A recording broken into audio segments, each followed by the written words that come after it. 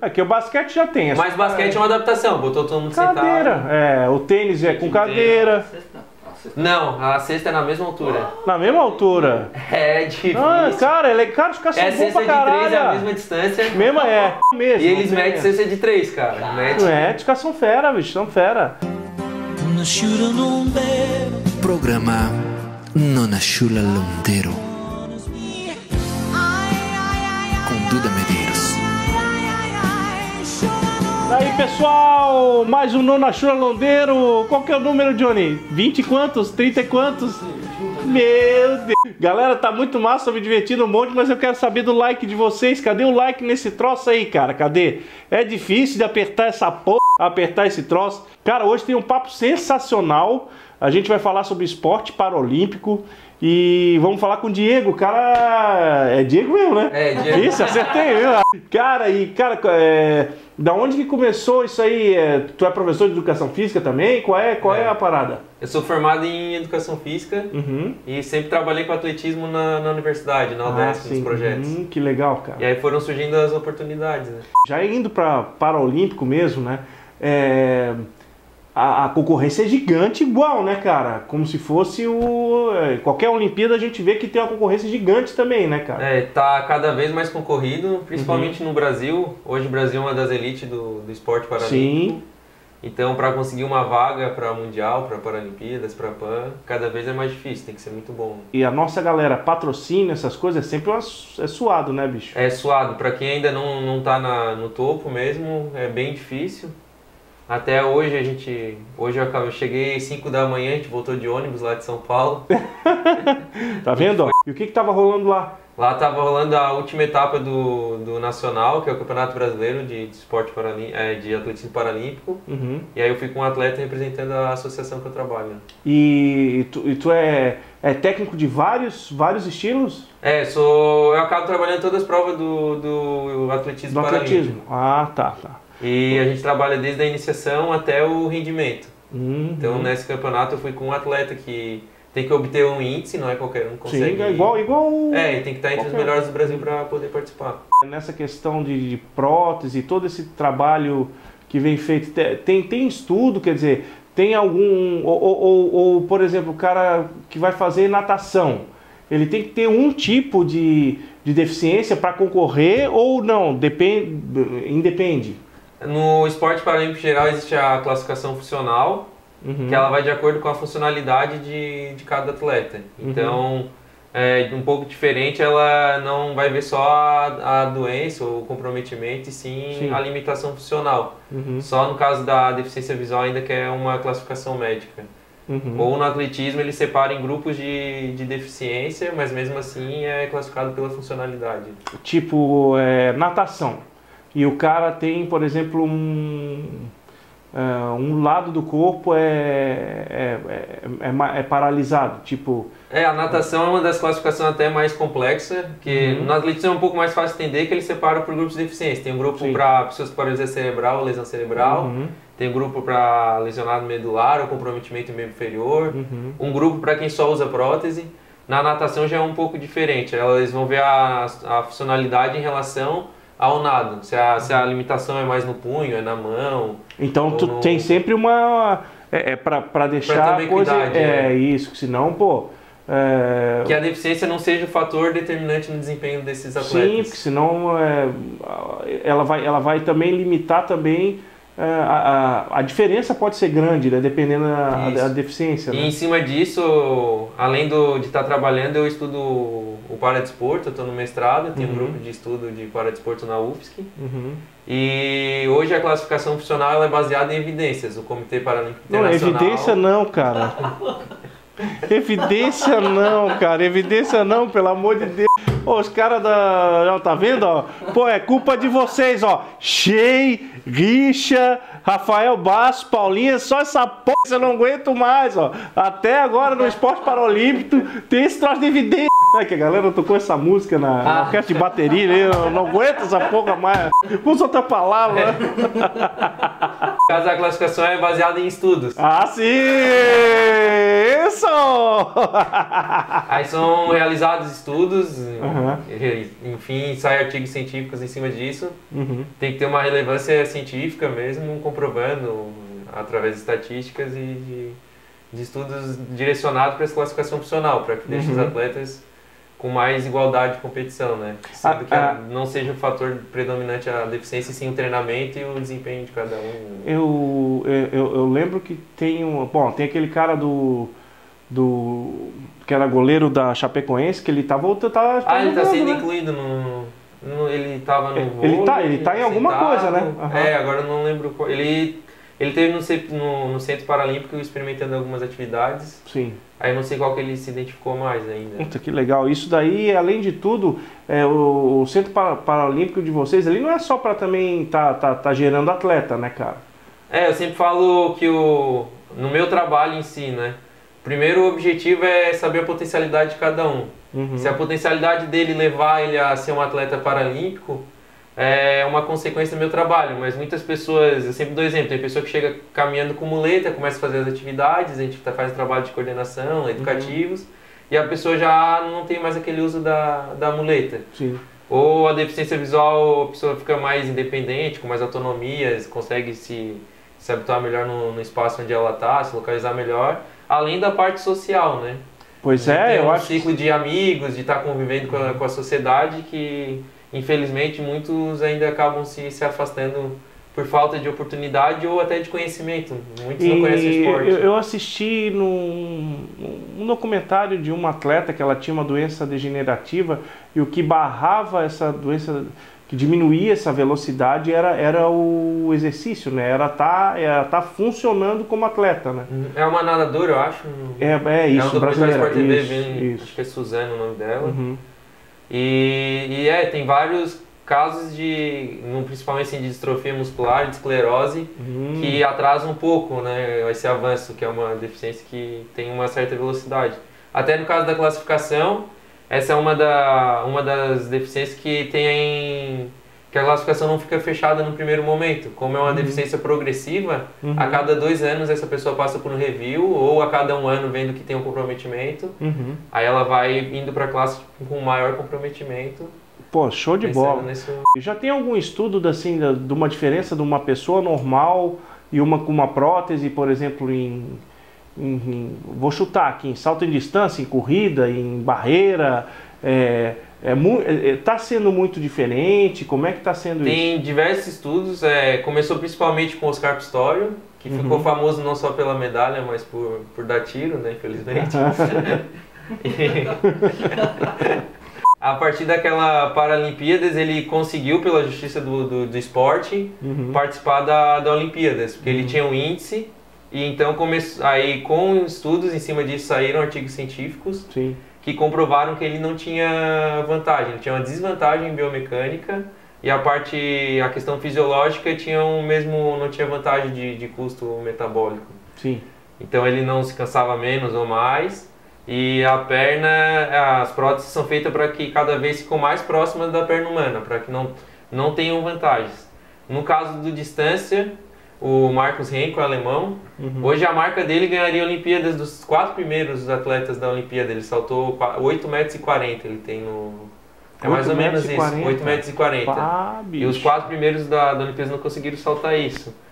E foi um detalhezinho que foram realizados vários estudos, principalmente da parte biomecânica, que viu que ele tem uma leve vantagem na parte de impulsão no salto. Quando ele entra em contato com a tábua, ele consegue deslocar mais horizontalmente que os atletas sem prótese. E provavelmente a perna que ele usa é a mecânica. Ele foi o que mudou totalmente. Antes não se usava só a mecânica. Depois que ele começou a saltar só com a mecânica, todos os atletas começaram a saltar só com a mecânica. Pois é, então óbvio, né? Tem alguma coisa tecnológica aí que mas é uma leve vantagem. Porque também nesse estudo eles viram a questão da velocidade dos atletas, os tops, a elite da prótese de atletas olímpicos, que não usam, que tem a perna sem prótese, obviamente, né? Normal. Sem problema. E viram que a velocidade dele, que aí na corrida de velocidade já foi comprovado que até o momento a prótese tem desvantagens biomecânicas. Imagina, né? E mesmo assim ele fica muito próximo da velocidade dos atletas olímpicos. Então ele tem uma genética diferenciada e ele é muito rápido. Por exemplo, tem algumas coisas, tipo xadrez, não tem problema nenhum, é pau a pau, né? Tem casos de atletas... Tem uma atleta brasileira, acho que arco, por exemplo, se você tem algum problema na perna e for fazer arco... Acaba às vezes tendo até o mesmo desempenho ou O melhor. mesmo desempenho ou melhor. Tem até uma atleta brasileira, que é daqui, se eu não me engano ela é de Criciúma, ela ganhou o brasileiro já no tênis de mesa. Talvez possa estar enganado, mas tenho quase certeza. Então, e ela não tem um braço, mas o desempenho dela é igual no atleta olímpico. Ou no caso, em 96 teve uma baixa visão que ganhou a Olimpíadas. Ou na última Olimpíadas, o caso salto em distância, ou a final do 1500 de baixa visão, os 3 primeiros atletas correram mais rápido que o primeiro lugar da Olimpíadas. Olha só, tá vendo? O cara tem uma deficiência e consegue lidar com ela a ponto de ser melhor do que um que não tem a deficiência, né? Isso. Geralmente isso provavelmente deve ser com muito mais treino, né? Muito mais vontade, né? E a evolução do paradesporto em si também. Só que tem alguns comprometimentos que a gente sabe que nunca vai chegar e tem esportes que são só do paradesporto. Que é, por exemplo, o caso do goalball. É um esporte feito só para pessoas... o goalball, mas aí também é porque é cego, né? É que a diferença é que ele não foi um esporte adaptado, ele apesar de ser adaptado, ele foi feito para as pessoas... E tem a bocha paralímpica, que é incrível, assim. O atleta consegue jogar só com o olho.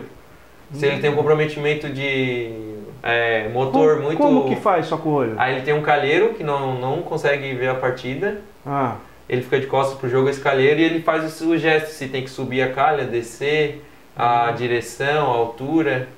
E ele que faz todos os comandos. Ou alguns botam uma antena num capacete e empurram a bolinha. Onde o paradesporto pode atingir um número de pessoas, independente da deficiência, vai ter alguma modalidade que a pessoa consegue se encaixar. E com essa tecnologia para a pessoa que tem alguma deficiência e queira... Eu vejo que tem muita gente que é basquete, de cadeira de roda e tal. Ela consegue praticar, tipo, tem clube que já faz isso... até pra se brincar às vezes, né? Porque o cara não é todo mundo que é atleta, né, cara? Tem, eu também trabalho com basquete atualmente, basquete de cadeira de rodas. E todo mundo pode estar participando. No Brasil também está começando a acontecer. Em alguns países, os esportes, o paradesporto, ou até pela adaptação, ele acaba sendo atrativo, que é o caso do goalball. Existe lugares que tem campeonato de pessoas... O goalball é muito legal, porque o goalball, se tu pegar e vendar os olhos... Um exemplo é o handcycling. Tu vai tomar um fumo dos caras, porque os caras são espetaculares, cara. É verdade. Os caras saem driblando assim, caramba, velho, o que é aquilo, cara? Dizem que pro goleiro é mais difícil, porque o chute, ele é improvável, não sabe pra onde ele vai chutar. O nosso chute a gente olha pra onde vai chutar e vira a perna. O Sérgio às vezes tá olhando pra lá e não tá olhando, obviamente, tá vendado. Mas dizem que a biomecânica também, o quadril dele não direciona tanto. Porque por ele não acostumar já a olhar. Tá acostumado a olhar. Então tu não sabe a direção que a bola vai.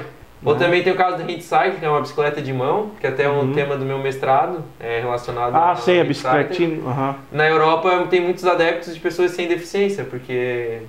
Eu que já pedalei, eu achei bem mais gostoso pedalar na handcycle do que sentar no... Eu não gosto muito de pedalar. Meio que o cara que faz canoagem vai curtir mais, né? O problema são as estradas, né? O perigo local de prática. Sem dúvida, né? O valor do equipamento, hoje ela é só importada, assim.